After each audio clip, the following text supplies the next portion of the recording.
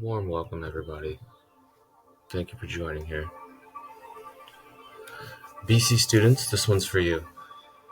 Grab a notebook, a pencil, or a pen.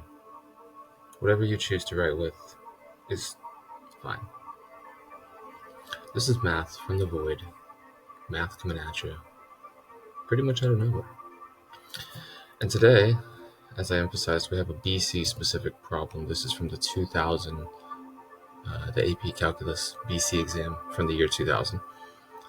And it's covering Taylor series. Definitely a BC topic. Go ahead and give this problem a read. Give it a try. Give yourself it should only take about 12 minutes, this one. It's not very difficult. They've graciously given you sort of a function for the several derivatives of f. So sort of like an equation for all the derivatives. That's going to be a component of each term in the Taylor polynomial, but not each term itself. Alright, when you're ready, you can join back, see how it's done here. We are given this initial condition as well. So we're going to be focusing on a Taylor series that is centered at x equals 5.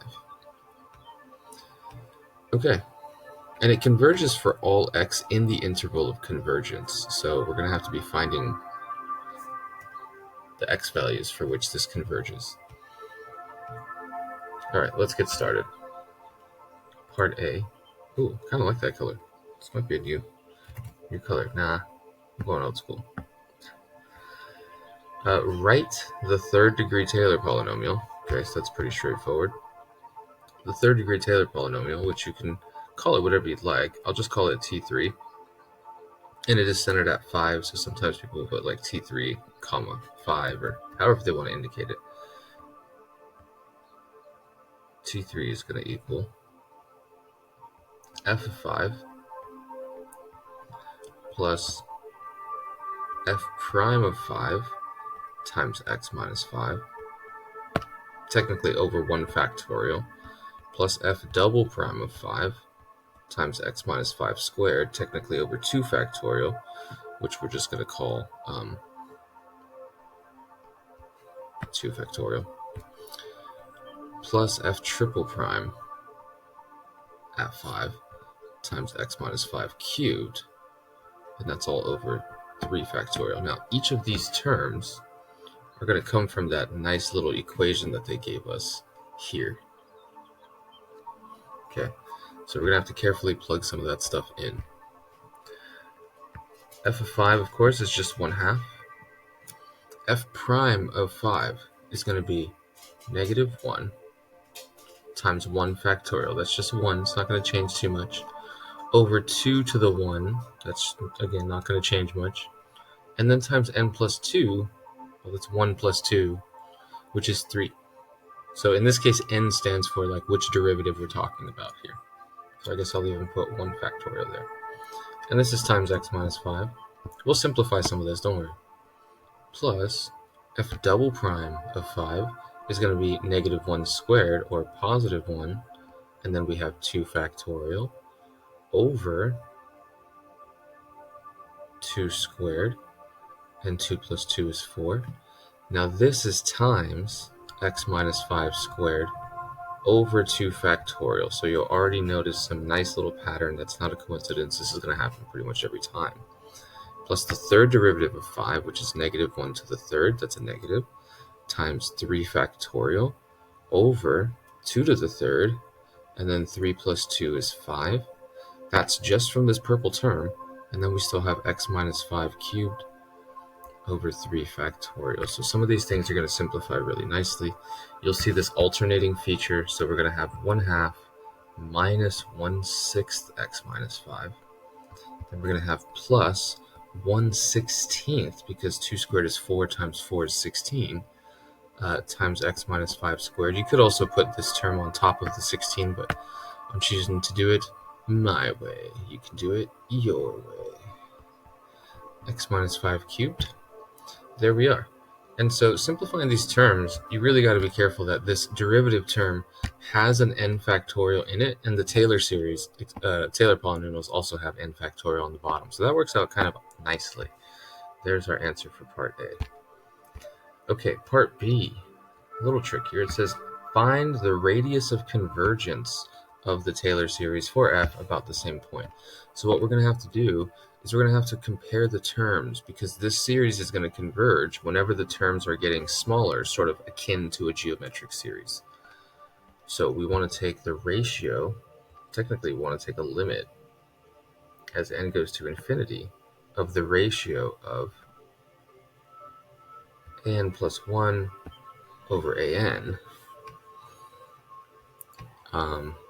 And make sure that that is less than 1. So we're trying to find the values of x for which that's true. That's the thing that's not very clear for most people in Taylor polynomials, radius of convergence, or radius of convergence in general for a series.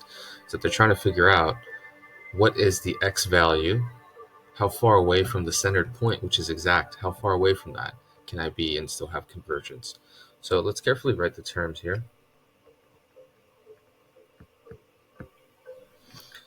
It's going to be a big absolute value because we're going to have a fraction on a fraction, as we usually do.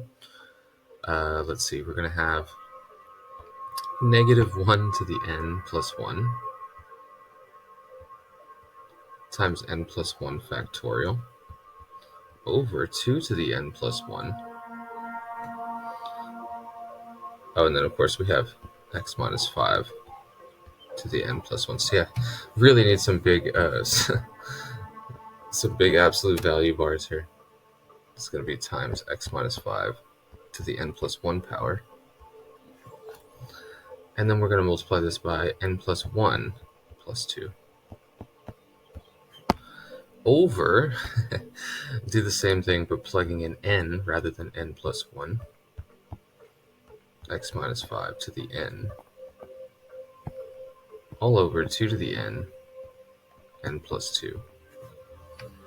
And again, we need this to be less than 1. So let's simplify some things a little bit. We have a lot of similar terms on top and bottom, a lot of common factors that we can sort of cancel. So I don't think you need to write this following step out for the graders, but you might have to write this following step out just so that you're doing this properly. We're going to take this and we're going to multiply it by the reciprocal. I guess I can change this to n plus 3 now. We're going to multiply this by the reciprocal, which is going to give us 2 to the n plus 2 over negative 1 to the n factorial. And then don't forget, we're also multiplying that by x minus 5 to the n. Okay, so a lot of stuff is going to cancel here. Basically, almost all of these x minus 5 to the n's are going to cancel, leaving one of those left. All these 2 to the n's are going to cancel, leaving one of those 2's left. Almost all of these negative 1's are going to cancel. So mostly we're going to cancel stuff from this n side, and we're going to be left with one other term from this non-n side. And then we can take n factorial, of course, and we can divide that into n plus 1 factorial. And that just leaves us with n plus 1. So if we simplify things a little bit more here now, we're going to have the limit as n goes to infinity of n plus 1 times a negative times x minus 5.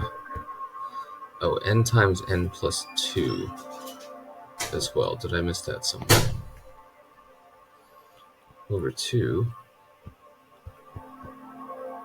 n plus 3. Yeah, it's looking fairly good here.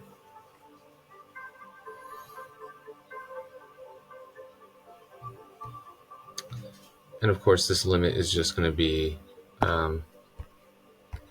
like negative 1/2. But it's in an absolute value, so it doesn't really matter. It doesn't particularly matter.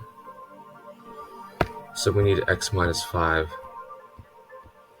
over 2 to be less than 1, which means we need x minus 5 to be within 2.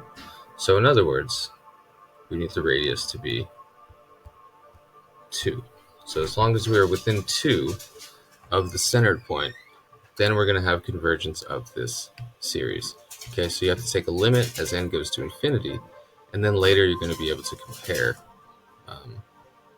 x values and figure out what your range is. So technically, as long as x is within 3 to 7, then we get convergence. But that radius, since it's centered at 5, that means the radius, in other words, as far as you can go out from the center, is 2. Okay, great. So you get a point for taking the limit, for using this ratio test, and then of course for your final answer. So you probably get 3 points or something like that, maybe even 4 for part B. Okay, part C says show that the 6th degree polynomial about x equals 5 approximates f of 6 with error less than 1 over 1,000. So that's kind of talking about the error bound. So that means if we took the actual value of f at 6 and we subtracted, I guess I'm just going to call it t6 of 6, but it's kind of centered at 5. You don't necessarily have to write that, but I'm sort of writing that for you. Centered at x equals 5, because we can have Taylor polynomials centered at several different x values. We want this to be less than 1 over, 1 over 1,000. Okay, so the way we do that is we say that the first omitted term, in other words, the 7th term, we take a look at its derivative there. So we're going to basically look at that 7th term. I guess I should say a7. What is a7? Well, a7 with the 7th term, that would be equal to the 7th derivative at 5 times x minus 5 to the 7th all over 7 factorial. But remember that this term here that we used in part A, this is the same as negative 1 to the 7th times 7 factorial. And then we have times x minus 5 to the 7th. Oops.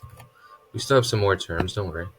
This is over 2 to the 7th and times 7 plus 2, which is just going to give us 9.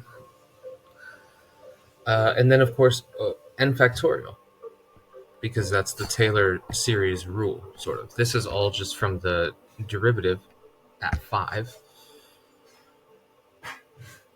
which is interesting because it doesn't really take into account the number 5 in any way, but that's the derivative. And you'll see that this nicely cancels, just like we saw in the first when we were doing the Taylor series expansion. And technically we can take the absolute value of that term, because this is going to be a negative, but that's okay. We're basically going to get, I'll say that the absolute value of that, since it's alternating, we just need to take its absolute value. We're not worried about the fact that it's positive or negative. So if we take the absolute value of this, of course, we'll just get 1 over 2 to the 7th times 9, which I'm guessing is over 1,000. 2 to the 7th is 128 times 9. Well, that's just times 3 times 3. So if I multiply that by 3, I get 384. And then if I multiply that by 3, I get 1152, I think, which is definitely greater than 1,000. So this is definitely within 1 over 1,000. So that proves that our 7th term is less than this error margin, which means all of the remaining terms are going to contribute no more than this. And so, yeah, we've shown that that missing term, the 7th term, is so small that this 6th degree Taylor polynomial can't vary from the true answer any more than what the 7th term would give it. That's basically how we use that idea. Okay, so that was not too bad. It was a Taylor series problem, but they did give you an expression or an equation for how to find each of these derivative terms in the Taylor series expansion. So that was helpful because you didn't have to manually take a derivative. You just had to plug in n to this rather simple expression and then use the fact that in a Taylor polynomial, each term is divided by n factorial. So that kind of works out nicely. It's almost as if this just completely simplifies your Taylor polynomial. Yeah. No calculators were needed. None were required. None were used.